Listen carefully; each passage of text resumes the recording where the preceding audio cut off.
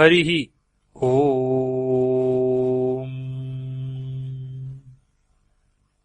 Shri Ganeshaya Namaha, Shri Saraswatyai Namaha, Shri Sadguru Charanapadakamalar Vindabhyam Namaha. Sadhanas from Ribhu Gita by His Holiness Swami Shantananda Puri Maharaj. Chapter 1 Introduction. Ribhu Gita is an invaluable text in Vedanta philosophy and forms part of the ancient scripture called Shivarahasyam. As common with all the Puranas, it is a narration by Suta. According to Suta, once a rishi named Jaigishavya requested Skanda, the son of Shiva, to narrate the glory of Lord Shiva, the Supreme God. Then Lord Shanmukha, that is Skanda, began to narrate the Atma Vidya, that is, the teachings relating to the self-realization, as imparted by Lord Shiva in Kailasa to Ribhu, a son created mentally by the creator Brahma. The text in which these teachings are contained is called the Ribhu Gita, as they were repeated by Ribhu to Nidhaga, his disciple. In formal Vedanta philosophy, the first step in practice is to distinguish between self, that is Atman, and non-self, that is Anatman. The world and all its objects are all non-self. The mind also is non-self. But Ribhu goes to the highest level where Brahman alone is and the entire world, etc. are only illusions seen in Brahman. There is nothing called separately as non-self. One should leave off all thoughts and reach a no-mind state. One should leave off all forms which are imaginary and remain as Brahman, that is, the Supreme Being. As there is no body, sense, and consequently, due to the absence of feet or hands, there is neither motion nor any action. There is no world, and naturally there is no creator called Brahma, or a sustainer called Vishnu. There is no death, there is no virtuous act, purity, truth, or fear. Brahman alone is. There is no guru, that is a master, or disciple. There is no one, that is non-dual, nor two, that is duality. As there is no bondage, there is no liberation, that is moksha also. As there is no death, there is no birth either. There is neither I, nor you, nor this world. There is no cause or effect. There is no inside or outside. No perfection or imperfection. In the absence of all thoughts, as the mind has become nil, no contemplation such as I am the Brahman is ever possible. Consciousness is existence. Where there is also awareness that I exist. I am that supreme all, pervading consciousness. By simply going on thinking of it constantly as to what it means, one becomes the Supreme Brahman, the ultimate reality. There is an interesting story about Ribhu and Nidhaga which is summed up below. This story has earlier appeared in this author's book Stories for Inspiration, published in July 2006 as story number 21. Nidhaga studied for 15 years under Ribhu in an ashram at Ujjain.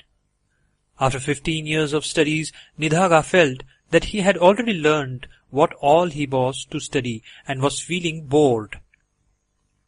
One day, Ribhu decided to go away from the ashram for a tour after instructing Nidhaga to take care of the ashram.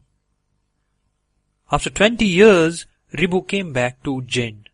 By that time he had become quite old, with his beard and moustache grey. His eyes were sagging and his face had a withered look. He was dressed like a village farmer and wore a turban on his head. On the way to the ashram, he saw his disciple Nidagha standing near a shop at the marketplace. Nidagha was unable to recognize his guru. He thought that the person approaching him was an illiterate villager. Ribhu asked Nidagha, "Why are you standing here, sir?" The reply from Nidagha was, "See the king standing yonder with his retinue and coming in this direction.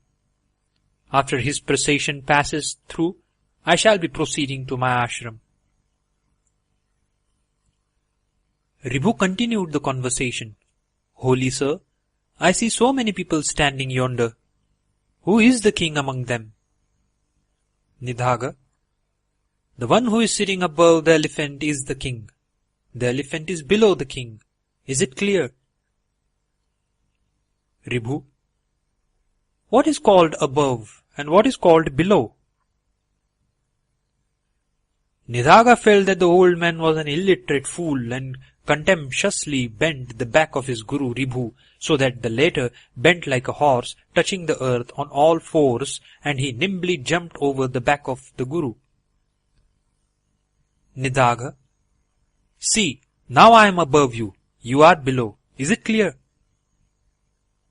Ribhu, "Oh, thank you so much. I am not bothered about the terms above and below. I do not understand what is I and what is you as mentioned by you. Now I call myself I. Just now you called yourself I. Who is the real I?" Hearing this, Nidagha realized that the old man appearing as a farmer was none other than his revered master, and prostrated before him.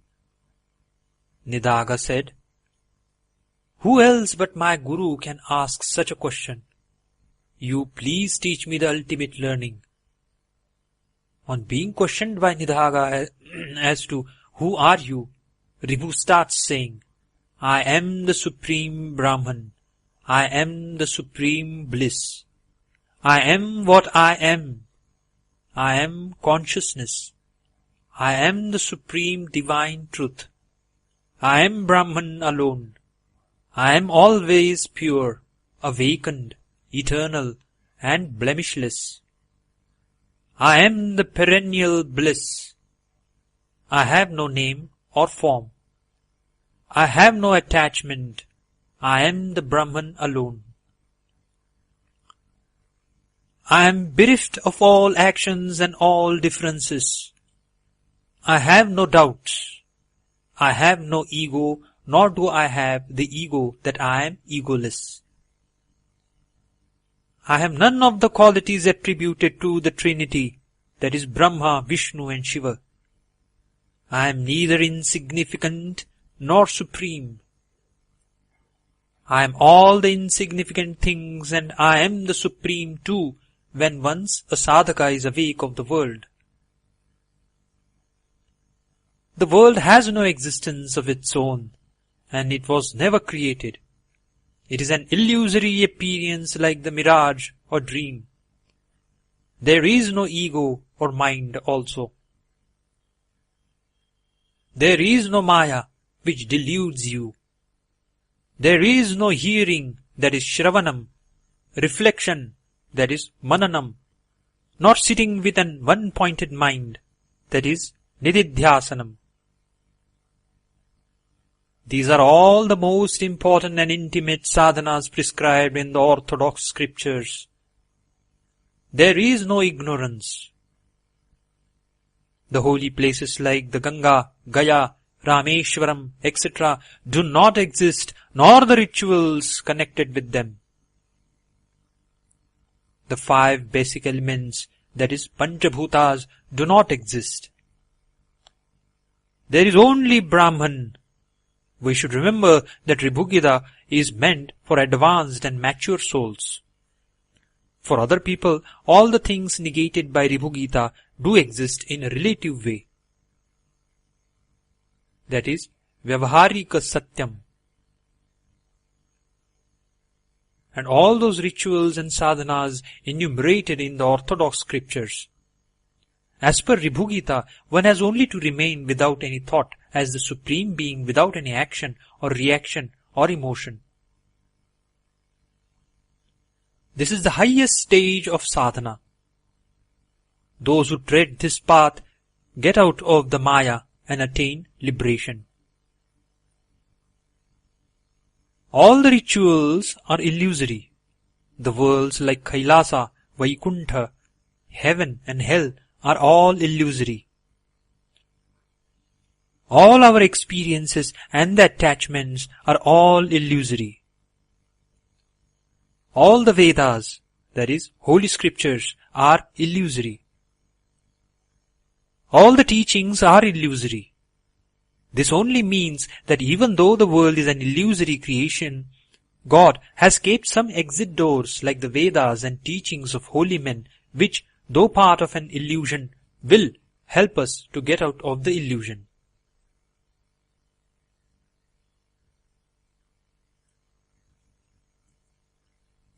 All the wealth, all worldly objects, and Guru, that is Master, are all illusory. Bondage, liberation, joy and sorrow, meditation, mind, etc. are all illusory. Whatever we hear, whatever we see, the body and the senses are all illusory. All differences and distinctions, taking bath, japa, penance, performance of fire sacrifices, study of shastras, worship or puja of gods, mantras, that is sacred syllables, satsanga, that is company of holy men, saints, are all illusory. Whatever anybody says, whatever is agreed to, whatever is proclaimed, it is all Brahman, that is the ultimate reality only. All auspicious actions or bold actions and whatever action is done in truth, it is all an illusion and hence false. The entire world is all consciousness alone. All the five subtle elements, as also the trinity of Brahma, Vishnu and Shiva, are all consciousness. All matters and time and knowledge are all made of consciousness. That is, consciousness means an existence fully aware that it exists. All talk and all existence and non-existence are all consciousness. The master and disciple, as also the knowledge, are all consciousness. The knower and the known are all consciousness. All causes and effects are also all forms and entities which have no form are all consciousness.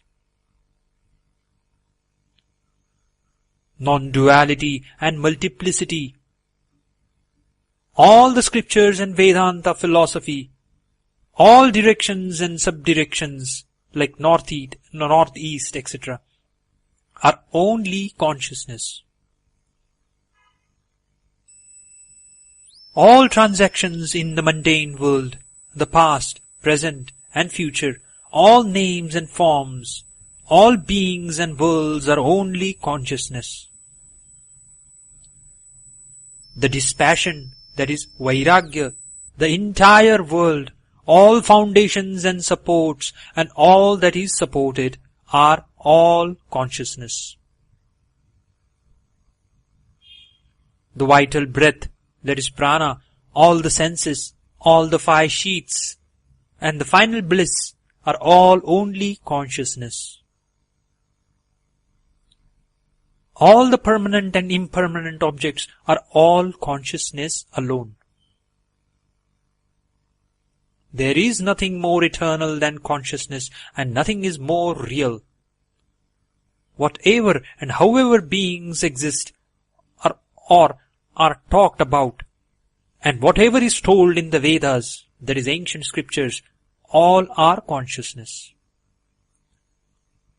There is no bondage other than consciousness, and there is no liberation other than consciousness.